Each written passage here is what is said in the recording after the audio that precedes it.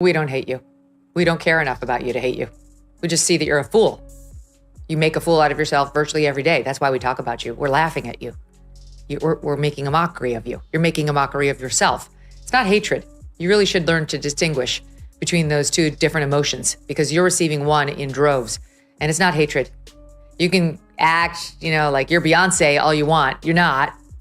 And just like her, you can play the victim when you're not.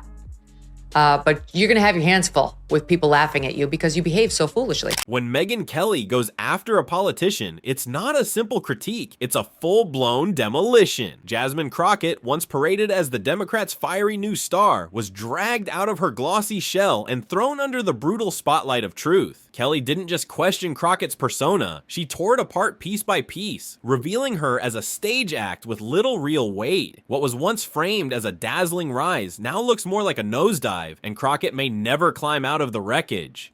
Woman, I've had about enough of her. She wants to be like a member of the squad. She thinks of herself like an AOC. She talks like, she's from the hood. Meanwhile, she grew up in a nice family. She didn't talk like this 3 years ago. 3 years ago, she sounded like you and I sound in this conversation. Like, I'm really excited to be going to Congress. I can't wait to get started on my new job. And now she's like, we need a smack. Kelly zeroes in on Crockett's fatal flaw, mistaking sheer noise for real power. The louder Crockett yells, the more she convinces herself she's winning. Yet volume is not intelligence, and outrage is not proof. Megyn Kelly rips through the hollow act, revealing that behind the shouting, the flailing arms, and the overdone theatrics, there's barely any substance at all. It's like watching someone slam a table while the actual debate unfolds far above her head. Crockett confuses the echo of her own voice with authority, and Kelly mercilessly tears that illusion apart.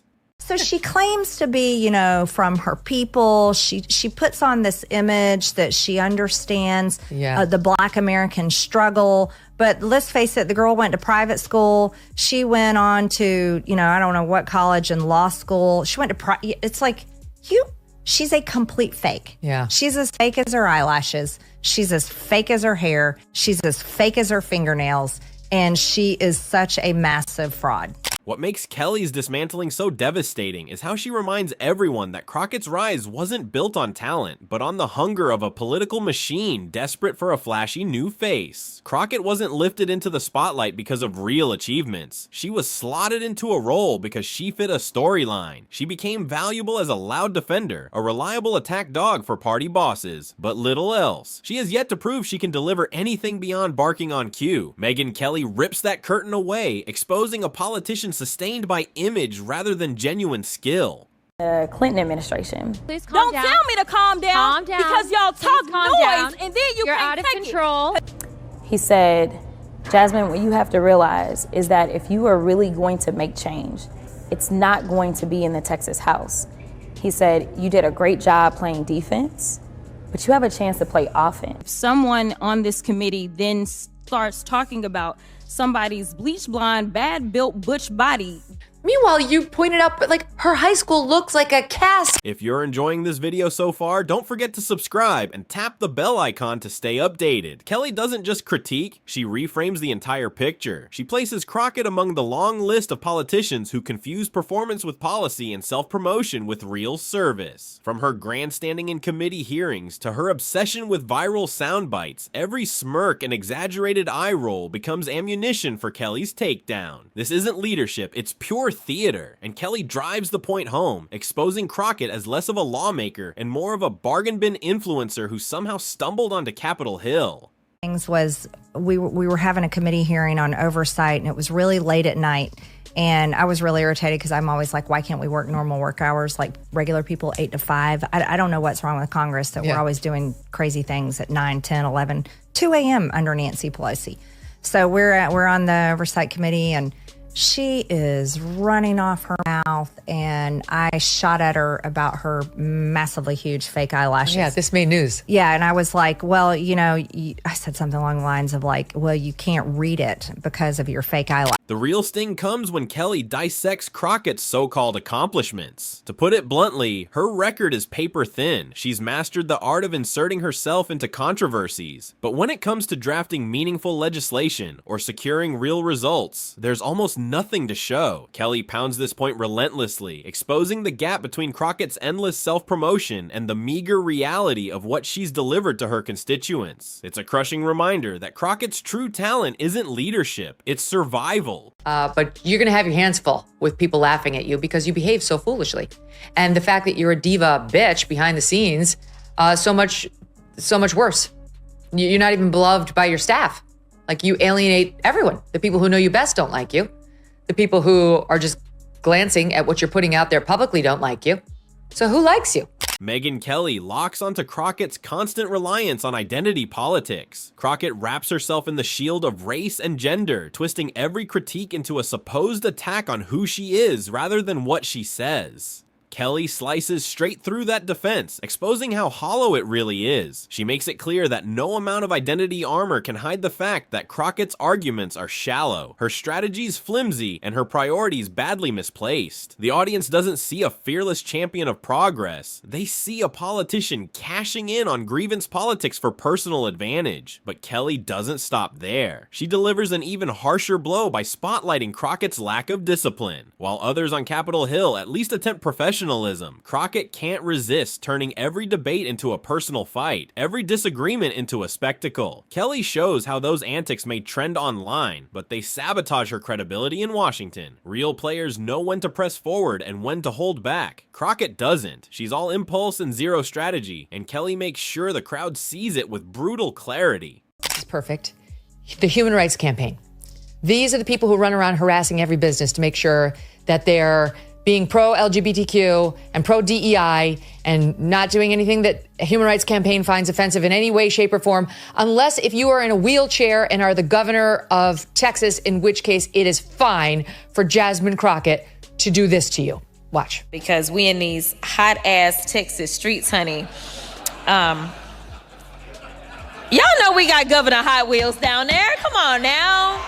Megyn Kelly tears into the hypocrisy that follows Crockett everywhere she goes. Crockett rails against privilege while enjoying the very platforms it provides. She condemns the system, yet never hesitates to cash the paycheck that system delivers. She speaks about justice and fairness, but mocks, belittles, or outright dismisses anyone who dares to disagree with her. Kelly lays it all out for the audience, stacking example after example until the pattern becomes undeniable. Hypocrisy isn't Crockett's accident, it's her trademark, and nothing destroys credibility faster than living by double standards. But Kelly doesn't stop at pointing out hypocrisy. She dismantles the persona Crockett has worked so hard to build. While Crockett thrives on chaos, Kelly refuses to take the bait. Instead, she methodically exposes how every outburst signals deep insecurity, how her obsession with attention reveals a lack of confidence, and how her constant defensiveness proves she cannot engage in serious debate. Crockett doesn't appear fearless or strong. She looks fragile, rattled, and completely in over her head, flailing against critics who see through the performance. The roast cuts even deeper when Kelly turns to Crockett's obsession with image management. Rather than governing, Crockett seems consumed with crafting a brand, staging her wardrobe, chasing viral clips, and spinning sound bites into quick trends. Kelly makes it clear that this kind of branding might buy fleeting fame, but it's a trap that exposes weakness instead of strength.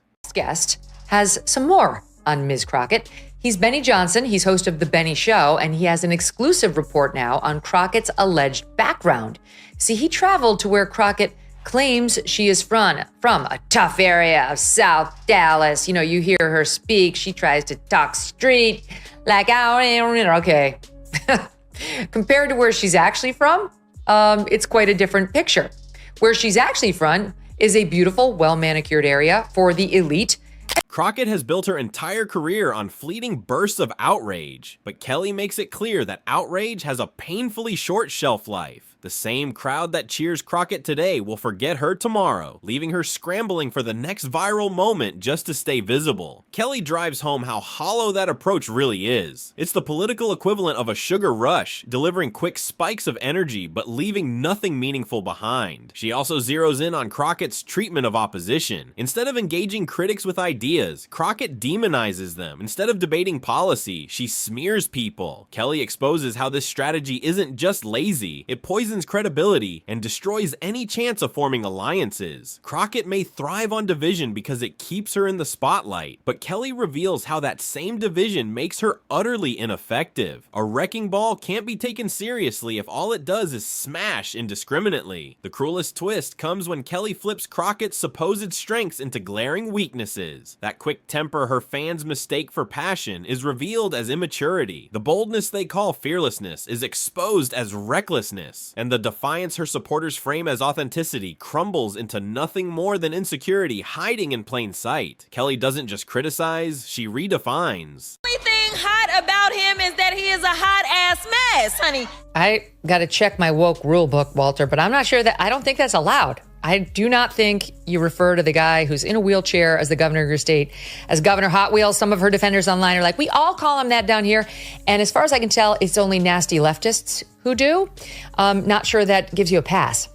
What makes Megyn Kelly's dismantling of Jasmine Crockett so riveting is the sheer ease with which she pulls it off. Crockett comes armed with noise and fury, but Kelly meets her with precision and control. While Crockett flails wildly, Kelly dismantles her point by point. Crockett's antics may be loud, but Kelly's analysis resonates louder, cutting deeper and leaving the audience with no doubt about who holds the upper hand. By the time Kelly is finished, the crowd isn't just unimpressed with Crockett, they're embarrassed for her. The effect lingers because Crockett can no longer hide behind inexperience or fleeting charisma. Kelly has stripped away the illusion and revealed what lies beneath. A politician who is painfully ordinary, lacking the discipline or depth required to be taken seriously. In Washington, where perception is as powerful as policy, that kind of exposure is devastating. Crockett longed to be viewed as a rising star, but after Kelly's takedown, she looks more like a shooting star. Brief, bright, and already burning out. The sting cuts even deeper when Kelly exposes how Crockett leans heavily on personality over substance. In politics, charisma can carry someone through a television appearance or a viral soundbite, but it rarely sustains a career. To become, instead of someone who dumbs themselves down or lies about where they come from to try to be more hood. Yes, that's what she's doing all the time. And she didn't talk like this before either, where she's like, y'all, I know, my homie, and I'm like, okay, that didn't exist. We ran tape from her. Before she ran for office, she sounded like a normal person. But now she's gone full street with the super long nails too, and like the lips and the gloss and like the eyelashes. She's really laying it on because she wants to be seen as like this down-home girl who... Kelly dragged that truth into the unforgiving spotlight, tearing away the theatrics and leaving Crockett exposed with nothing but the unimpressive record she's fought so hard to conceal. This is the brutal side of political theater. Once the illusion shatters, it rarely rebuilds. Colleagues, rivals, and even the media begin to shift their gaze. Where there was once curiosity, there is now skepticism. Where there was once excitement, there is now only eye rolls. Crockett's real problem isn't just that Kelly roasted her, it's that Kelly did it in a way that confirmed what many suspected but hadn't dared to say out loud. The emperor has no clothes moment doesn't fade, and in politics, it often becomes the single image that defines someone's career. Kelly has, in effect, redrawn Crockett's entire political portrait. The ambitious newcomer who once styled herself as a disruptor now looks more like another overhyped figure destined to fade into irrelevance. The image that lingers isn't of a fearless trailblazer, but of a politician exposed as ordinary, stripped of the mystique that once fueled her rise. And in Washington, where perception can make or break futures, that kind of rebranding is devastating. How do you even like... There's no reaching across the aisle to that. No, Yeah, like, not at all. just- Well, she's not a real person. So some interesting things that I've always observed about her is how she treats her staff. She treats her staff like they are just beneath her.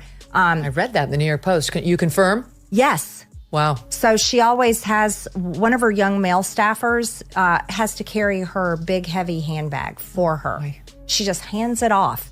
It's like, who? The lesson is harsh but undeniable. Without substance, every so-called star burns out faster than it rises. Crockett's critics now hold fresh ammunition. Her allies harbor doubt, and the voters who once gave her the benefit of the doubt will be watching far more closely the next time she tries to seize the stage. That kind of shift in perception is lethal in politics, and it almost never reverses. Washington thrives on reputation, on whispers traded in hallways, on stories murmured behind closed doors. Kelly's roast won't just linger in headlines, it will seep into those conversations and quietly shape how Crockett is judged. From here on, every stumble Crockett makes will be measured against Kelly's takedown. Each misstep will feed the growing perception that she is not ready, not serious, and not capable of living up to her own hype. That narrative becomes a trap, a prophecy that fulfills itself. Once a politician is branded as unserious in Washington, doors slam shut, alliances evaporate, and opportunities disappear before they ever arrive. Crockett now stands in the political danger zone, where ambition collides with reality, and Kelly has ensured the collision is impossible to ignore. We know that we work for the American people, and what we not gonna do is stand around while they pull this that they trying to pull right now. Like, what? What do you, we have videotape. Why are you talking like that? No one believes this bull. And now she's graduated to acting like a thug. So congratulations, your term in the U.S. Congress is going really well. Crockett doubles down. She risks looking desperate. If she retreats, she looks defeated. There's no safe move left, and that's exactly why Kelly's takedown hit so hard. The brilliance of the roast isn't only in the sharpness of Kelly's words, but in the trap it set. Crockett cannot escape the frame Kelly built for her, because any attempt to wriggle free only proves Kelly's point. Kelly's roast doesn't merely wound, it defines. And in politics, once a narrative takes hold, it almost never lets go. Thanks to Kelly, Crockett's story is now etched in the public mind. A politician fueled by hype, undone by her own immaturity, and exposed by someone who knows how to tear apart a facade. The cruelty of it is undeniable. Crockett entered the spotlight craving recognition, and she got it, but not in the way she dreamed. Instead of being celebrated as a fresh voice with staying power, she's become a cautionary tale about what happens when hype outruns ability. Momentum is the lifeblood of political careers, and once it shifts the wrong way, regaining it is nearly impossible. Kelly flipped the current against her, leaving Crockett fighting not just for credibility, but for survival. The brand is tarnished, the image cracked, and the whispers have already begun. When Washington talks about Jasmine Crockett from now on, it won't be about early promise. It will be about how Megyn Kelly dismantled her with brutal precision. That's the true power of a devastating roast. It doesn't just win the moment, it rewrites the story. And for Crockett, that rewrite may mark the beginning of the end.